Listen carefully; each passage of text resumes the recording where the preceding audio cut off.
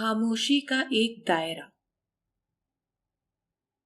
लौटकर कई मील पीछे देखूं तो देश के विभाजन से पहले के वे दिन सामने आते हैं जब अचानक लाहौर की हवा रोमांचक अफवाहों से तल्ख हो गई थी। जिंदगी में एक ही घटना घटी थी। ब्याह हुआ था। 4 साल की उम्र में जो सगाई हुई थी वह 16 साल की उम्र में होते होते परवान चढ़ी।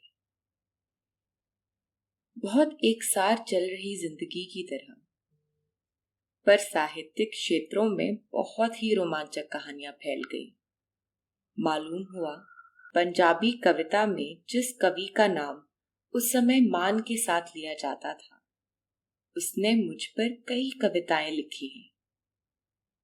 यह उस समय के प्रसिद्ध कवि मोहन सिंह का नाम था, पर जिन समागमों में भी मैंने मोहन सिंह जी को देखा, उनसे साधारण सी मुलाकात हुई थी, इससे ज्यादा कुछ नहीं। शायद उनका स्वभाव ही संजीदा और गंभीर था, इसलिए मुझे उनसे कोई शिकवा नहीं था। पर इर्द गिर्द फैलने वाली कहानियों से मैं खुश नहीं थी। मेरे मन में उनके लिए अपने से बड़े कवि होने के नाते एक आदर भाव था, पर इसके सिवाय कुछ नहीं था। मेरा मन अपने ही भीतर से उठती हुई परछाई से घिरा हुआ था, इसलिए इर्द गिर्द की कहानियां केवल यह डर जगाती थीं कि मैं एक गलतफहमी का केंद्र बन रही हूं। पर मोहन सिंह जी का शिष्टाचार ऐसा था कि उनको लेकर कोई शिकवा नहीं कर सकती थी। फिर एक दिन संध्या के समय मोहन सिंह जी मिलने के लिए आए। उनके साथ शायद डॉक्टर दीवान सिंह थे या कोई और, अब मुझे याद नहीं है। और मालूम हुआ कि अगले दिन उन्होंने एक कविता लिखी, जायदाद, जिसका भाव था वह दरवाजे में खामोश खड़ी थी, एक जायदाद की तरह, एक मालिक की मिल्कियत की तरह। मेरे लिए ये मेरे मन के बहुत कठिन दिन थे। कविता की स्पष्टता मुझे बेचैन कर रही थी कि एक अच्छे भले आदमी को मेरी खामोशी गलतफहमी में डाल रही है, पर यह पता नहीं लग रहा था कि खामोशी को मैं किस तरह तोड़ूं। मेरे सामने मोहन सिंह जी ने अपनी खामोशी कभी नहीं तोड़ी।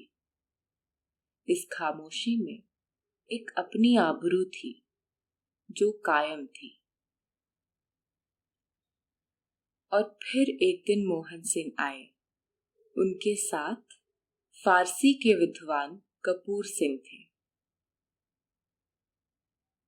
मेरा संकोच उसी प्रकार था जिसमें आदर भी सम्मिलित था, पर शायद कुछ रूखापन भी, कि अचानक कपूर सिंह जी ने कहा, Mohan Singh, don't misunderstand her, she does not love you. तो चिरकाल की जमी हुई खामोशी कुछ पिघल गई। उस दिन मैं साहस करके कह सकी, मोहन सिंह जी, मैं आपकी दोस्त हूं, आपका आदर करती हूं, आप और क्या चाहते हैं? बड़े संकोच भरे शब्दों में मैंने केवल इतना कहा, और मेरे ख्याल से यह काफी था। मोहन सिंह जी ने कुछ नहीं कहा, केवल बाद में एक छोटी सी कविता लिखी जिसमें वही शब्द दोहराए, मैं आपकी दोस्त हूं, मैं आपकी मित्र हूं, आप और क्या चाहते हैं? और आगे की पंक्तियों में लिखा, मैंने और क्या चाहना है। कुछ कहानियां सी फिर भी साहित्य में चलती रही, कई मौखिक, कई कुछ लोगों की रचनाओं में, संकेतों में। पर मोहन सिंह की ओर से जब तक ऐसी कोई रचना नहीं आई, जो मुझे दुखा जाती, तब तक मेरी ओर से भी उनके आदर में कोई अंतर नहीं आया था।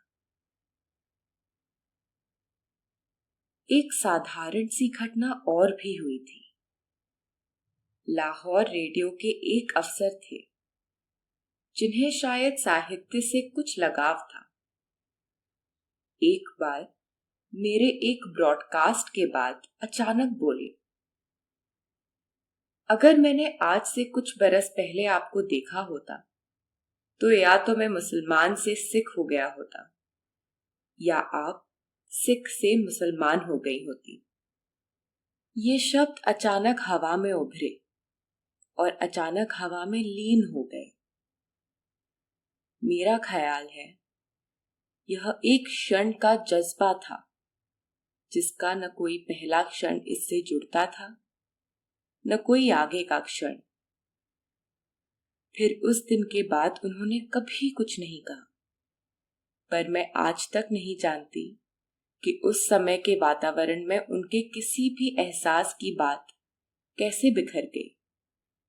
शायद किसी के आगे स्वयं उन्हीं की जबानी और न जाने किन शब्दों में के बाद में इसका बहुत तोड़ा मरोड़ा हुआ जिक्र भी पढ़ा। कई बार लगता है पंजाबी लेखकों के पास लिखने के लिए कोई गंभीर विषय नहीं होता। वे स्वयं ही कुछ अफवाहें फैलाते हैं, स्वयं ही उनको अपनी मर्जी से जिधर चाहे मोड़ते हैं और फिर उन्हें लिख लिख कर उनमें लज्जत लेते हैं। हाँ, वर्षों बाद जब मैंने दिल्ली रेडियो में नौकरी की तो वहां एक पंडित सत्यदेव शर्मा हुआ करते थे जो लाहौर रेडियो पर भी स्टाफ आर्टिस्ट थे और अब दिल्ली रेडियो पर भी स्टाफ आर्टिस्ट थे। उन्होंने हिंदी में एक कहानी लिखी, 26 Men and a Girl। कहानी का शीर्षक उन्होंने गोरकी की कहानी से ही लिया, पर लिखा उस पुरानी घटना को और कहानी लिखकर मुझे सुनाई। बड़े साफ दिल के आदमी थे। उन्होंने बताया, लाहौर रेडियो पर तुम्हें नहीं मालूम कि कितने लोग तुम में दिलचस्पी लेते थे, खासकर वह आदमी भी। और हम सब स्टाफ के लोग महीनों तक एक फिक्र के साथ देखते रहे कि आगे क्या होगा, पर कुछ हुआ नहीं।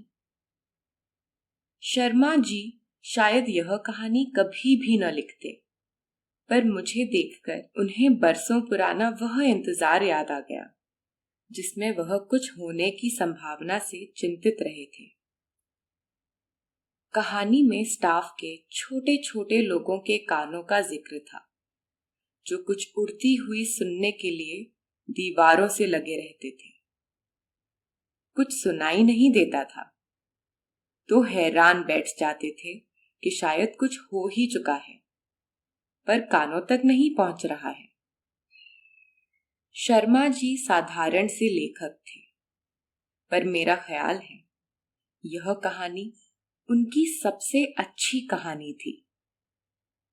उन्होंने एक तनाव के वातावरण को पकड़ने की कोशिश की थी, पर अपनी ओर से पंजाबी लेखकों की तरह जबरदस्ती कोई नतीजा नहीं निकाला था। कहानी में एक ईमानदारना सादगी थी। नफरत का एक दायरा।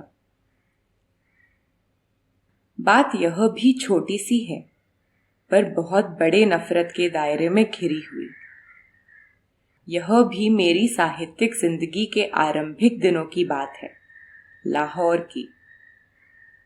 पंजाबी के एक कवि थे जिनसे कभी भेंट नहीं हुई थी। पता लगता रहता था कि वह मेरे विरुद्ध बहुत बोलते हैं। मैंने उन्हें कभी देखा नहीं था, इसलिए चकित हुआ करती थी कि उन्हें मेरी जात से कब की और किस बात की दुश्मनी है। फिर देश के विभाजन से कुछ समय की पहले की बात है कि एक बार मुझे कुछ बुखार हो गया और एक साप्ताहिक के संपादक हाल पूछने के लिए आए। उनके साथ एक कोई और व्यक्ति भी था जिसे मैंने कभी पहले नहीं देखा था। उन्होंने नाम बताकर परिचय कराया तो मैं चौंक सी गई। यह वही थे जिन्हें मेरे अस्तित्व से ही नफरत थी। हैरान थी कि आज ये मेरा हाल पूछने क्यों आए। 2-3 दिन बाद उसी साप्ताहिक में उनकी एक कविता पढ़ी जिसके नीचे वही तारीख पड़ी हुई थी जिस तारीख को वह मिलने के लिए आए थे, और यह कविता अजीबोगरीब प्रेम की कविता थी। ऐसा प्रतीत हुआ जैसे नफरत के लिए कोई कारण नहीं था, उसी तरह उस जज्बे के लिए भी कोई कारण नहीं था। और फिर वह कुछ एक बार घर आए। हैरान होकर पूछा कि यह अचानक मेहरबानी क्यों, पर कुछ भी पकड़ नहीं आया।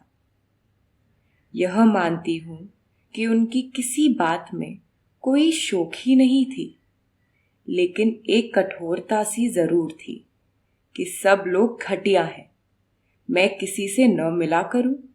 यहां तक कि लाहौर रेडियो के लिए जब मैं साहित्यिक की समालोचना लिखा करती थी, वह आग्रह किया करते थे कि अमुक का नाम मत लिखना, अमुक की प्रशंसा मत करना, अमुक की पुस्तक का उल्लेख मत करना।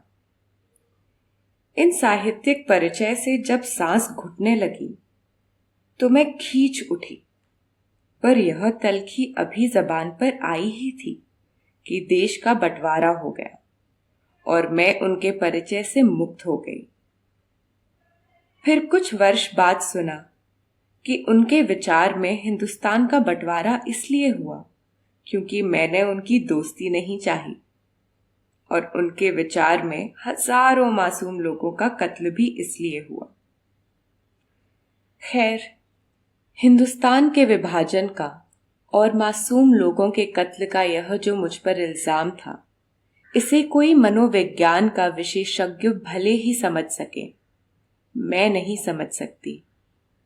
और देखने में आया कि अब वह फिर मेरे विरुद्ध बोलते थे और मेरे विरुद्ध कविताएं लिखते थे। यह नफरत मानो एक गोल दायरा थी जिसका आखिरी सिरा फिर पहले सिरे से जुड़ना ही था।